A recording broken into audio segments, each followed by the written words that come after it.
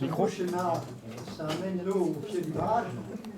Alors qu'est-ce qu'ils font les poissons après quand ils sont au pied du barrage? Il faut que la continuité écologique soit possible et les poissons peuvent vivre au pied du barrage. Alors après, demain, je vous montrerai avec lui, là, parce qu'il il va proposer des turbines ichthyophiles. C'est-à-dire des turbines qui aiment les poissons. Après, on va proposer également des passes à poissons. Fabrice en a parlé. Donc des passes à poissons à la montaison et la dévalaison. Donc c'est-à-dire que si on veut passer l'ouvrage, si par exemple la Poutesque, qu'il a évoqué comme cas concret tout à l'heure, et on a arasé une partie du barrage et on a mis une échelle à poisson ou une passe à poisson. Alors il y a une échelle à poisson à un CNPE proche, c'est celui de Golfech. Si vous êtes allé au barrage de Golfech qui est après le CNPE, là il y a une échelle à poisson, on monte les échelles avec un ascenseur. Hein. Ça vaut le déplacement. Si un jour vous n'êtes pas allé... Un ascenseur à poisson. Ah ben oui, parce qu'on est riche dans les CNPE, donc on peut construire à proximité un ascenseur à poisson. Sinon, eux, les autres, ce sont des passes à poisson. Hein? Ils montent par l'escalier, voilà, c'est ça. Donc quand on a un CNPE, c'est une boutade, mais quand on a un CNPE, on a un ascenseur. Quand il n'y a pas de CNPE, on prend l'escalier. Donc, je l'ai réservé. Si on ne complète pas par une passe à poisson, ça ne sert à rien. Exact. C'est le but, le problème sur la Loire et sur l'Allier. Si on veut faire remonter les saumons jusqu'à l'extrémité, il faut qu'à chaque obstacle, on ait ce type de dispositif. Alors, sauf à maintenir le milieu jusqu'au pied du barrage. Oui. Il y a des installations hydrauliques où la distance, elle est énorme. Hein. Oui. Ça peut être des kilomètres. Mais quand le poisson est au pied du barrage, il faut bien l'amener en haut. Ah bah si historiquement dans sa génétique, il avait, comme les saumons, parce que je dis saumon dans sa génétique, parce que ils avaient plutôt tendance à vouloir aller d'où ils étaient sortis. Donc si effectivement l'albunage, vous les mettez dans ce réservoir-là, et si le saumon il veut y retourner, et qu'il a un obstacle, il ne pourra pas. Hein. Là, vous avez... Oui. Moi j'avais une question, c'est sur le début de la présentation. Vous avez dit, donc la ville de Lyon, c'est 250 000 m3 jour. Oui. Et donc c'est à peu près l'équivalent d'un aéro-refroidisseur, donc de ce qui part par évaporation dans l'aéro-refroidisseur, d'un 1300 MW. À peu près, oui. À 5 m3 secondes. Dans le débat, dans le schéma, c'était 2 m3 secondes. Ouais, mais oui. Bon, je vais vous dire, la ville de Lyon, c'est entre 200 000 et 300 000 selon la période de l'année.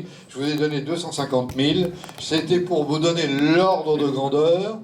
Non, le message que je voulais faire passer, c'est qu'on nous a rabattu les oreilles, qu'on a perdu 2 900 à Fessenheim. On n'a jamais parlé de la perte par ces débits réservés, de l'équivalent de pratiquement un 900 par les débits réservés. Vous n'en avez jamais entendu parler. Hein. C'était tout mon message. Pour revenir sur l'aéro-refroidisseur, je suppose que c'est un 900 MW qui fait 2 m3 seconde, comme dans le schéma. Oui. Voilà. Je suppose. Vous récupérez rien au pied de l'aéro-refroidisseur? Normalement, on récupère... Mais non, tout s'évapore. Tout s'évapore? Oui, allez. Il y en a un paquet qu'on récupère. Non, il y a l'autre circuit fermé. Hein. C'est ce qui est évacué en... Moi, j'en avais fait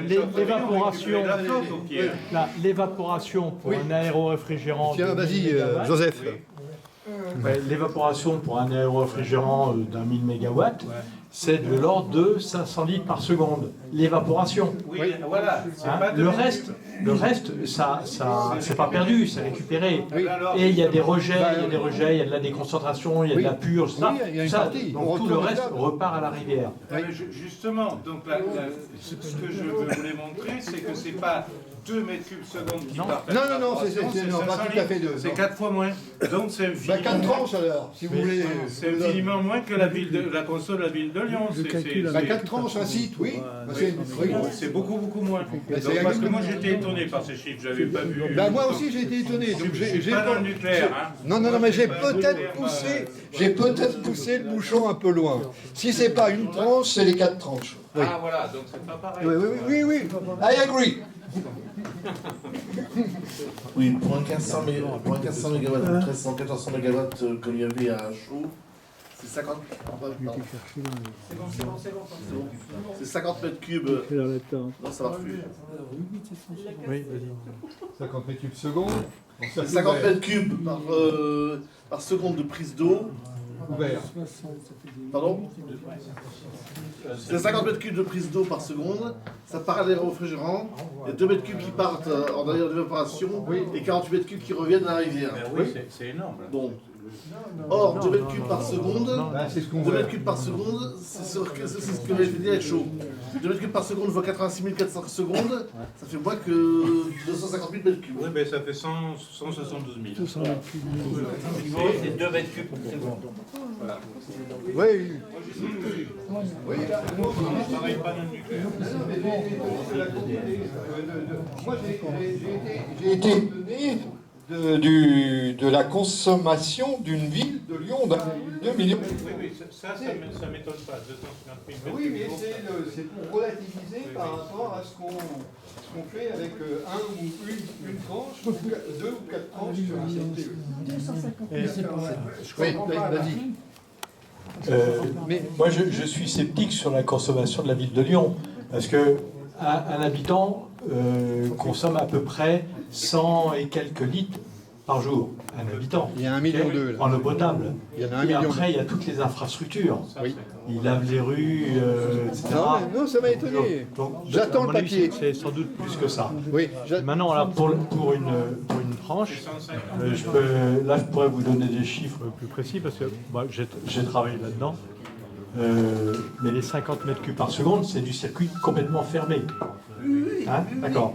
La pointe par la rivière, c'est effectivement de l'ordre de 2 mètres cubes par seconde par tranche de 1300. Il y a C'était 2 fois. ouais, c'est ça. Il y a le sec, le Seine, etc. Et de ces 2 mètres cubes par seconde, il y en a juste, ça doit être de l'ordre de 700 litres par seconde, qui sont évaporés quand la tranche est à pleine charge. Le reste est récupéré et est rejeté. Merci. Ouais, on est peut-être passé un peu vite sur ce schéma qui fait la différence. Ça, c'est le circuit quand on n'a pas d'aéro-réfrigérant. Donc là, il y a 50 mètres cubes qui rentrent, 50 mètres cubes qui sortent. On est en réfrigération directe sur le condenseur. Ok ? Quand on met un aéro-réfrigérant, il y a un circuit supplémentaire qui tourne entre le condenseur et cet aéro-réfrigérant, et dans ce circuit passent les 50 mètres cubes en question. Mais ce circuit, c'est un circuit fermé. Donc l'aéro-réfrigérant, lui, il est ouvert à l'atmosphère, et en fait, on prélève dans la rivière environ 2 mètres cubes par seconde, et retourne à la rivière le complément de ce qui était évaporé, à savoir 1,3 mètre cube par seconde. Faut pas comparer ce débit-là à ce débit-là. Ce débit-là, on le retrouve là, en fait. Ok ?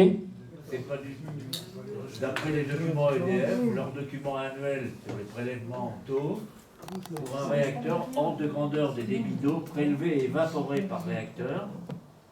Pour les paliers 900 MW, il y a 2 mètres cubes par seconde prélevés, dont 0,65 évaporés. C'est ça.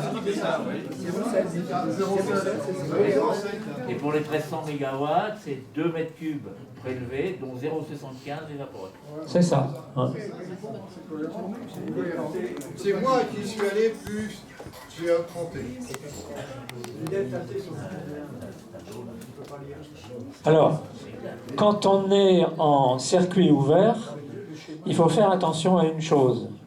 C'est que le delta T de 12 degrés qui est cité dans un certain nombre de documents, y compris dans une présentation de Jean-Jacques, c'est le delta T entre là et là.